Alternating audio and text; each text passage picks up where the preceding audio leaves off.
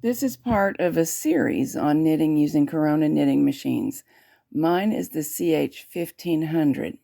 We'll be talking about the ways all sorts of fabrics are created on these machines, and whenever we run into a difficulty, we'll stop and troubleshoot, and those movies will be included.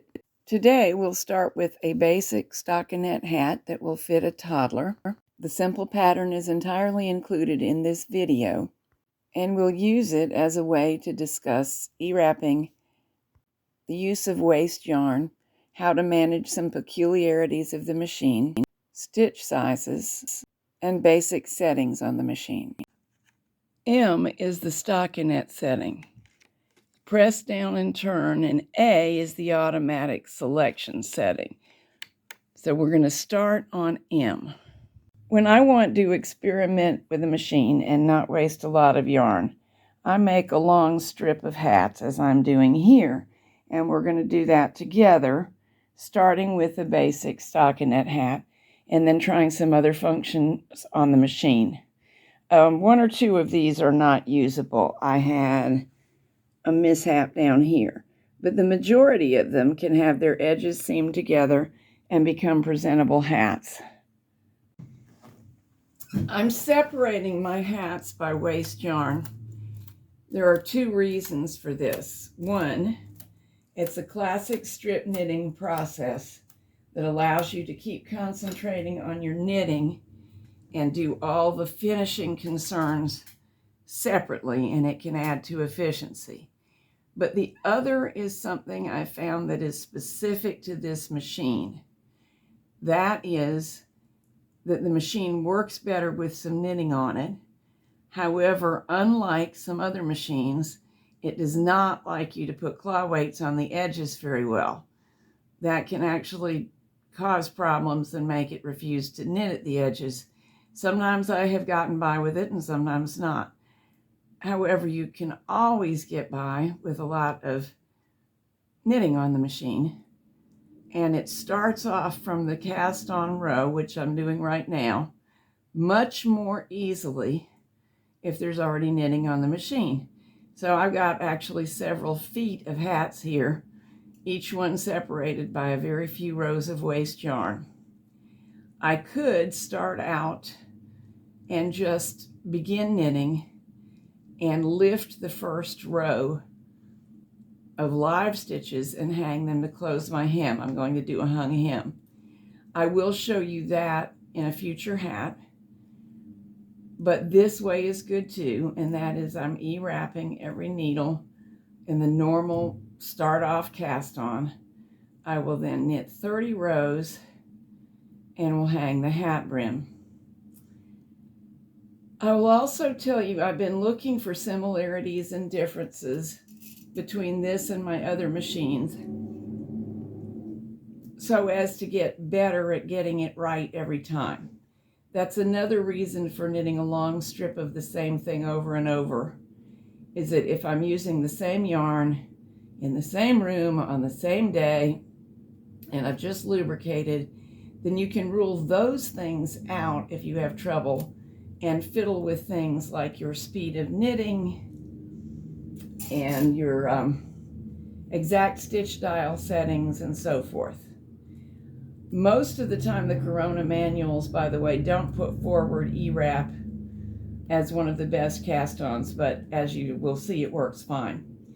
What I've found while doing the experimentation I just described is that this machine seems to like the yarn that I would knit at stitch size 7 on either my brother or my Studio 740. It prefers it at stitch size 8, and knowing that can make a lot of difference to the success of a large project. You can get by with the non-optimal stitch size for a little bit. I'm going to knit tighter than stitch size 8 for the hem, for example, but for the whole hat, it helps. This machine has a very interesting and unique yarn guide. That's the in-work position, so I could be carrying a spare color along to alternate with if I flipped it outward. Let me try to unthread and rethread it one-handed. That's just because I'm using one hand to hold my camera. I don't know if that's going to work. There we go. Thread it. I'm running these two cones of yarn simultaneously.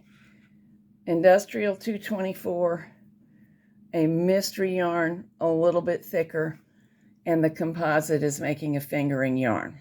Stitch size 7 for the hem. Knit 30 plain stockinette rows.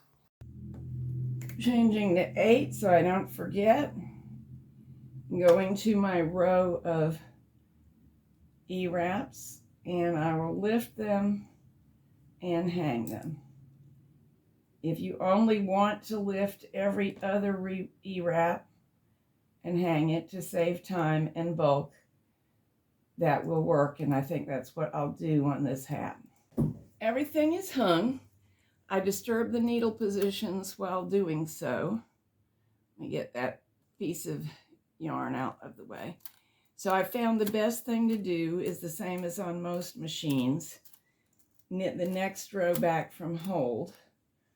The setting that allows it is right there. And just knit 55 plain rows of stockinette. As you know, this series of hats is part of a diagnostic process in getting this machine back to A1 condition. And the fact that those needles are kind of higgledy-piggledy after the carriage passes is one of the things we'll be trying to figure out. It doesn't seem to be causing any problems, but potentially it could, and if I can get them to hold a more accurate and consistent position, I would like that. If I disturb these needles at all, the carriage is likely to misbehave when it crosses them.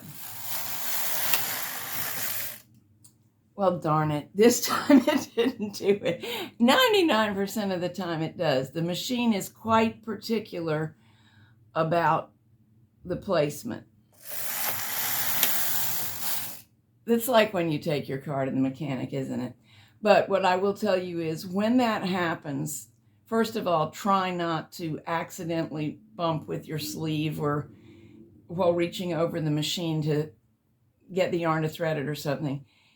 But if it happens, the last few stitches or wherever the disorder was in the needles, they may not jam, but they may not knit either.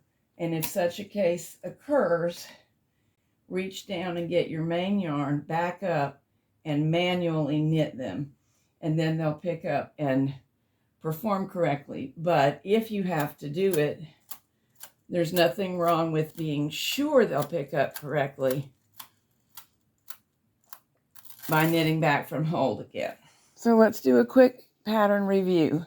To make a baby to toddler sized hat that will come out 14 inches in circumference or thereabouts, cast on 100 stitches, knit 30 hem rows at main stitch size -1, in this case 7, hang the hem, knit 55 plain rows at main stitch size. Now here is what is currently on the machine. Here's our hem with the waste yarn still attached. The two edges, this one and this one, will then be sewn together, and the yarn tail used to gather these stitches off. If you're not knitting several hats, you can just cut your yarn tail now, leaving enough to work with, and put it in a yarn needle and gather them straight off. Or you can keep going as I am, and we'll separate the hats later by releasing the waste yarn.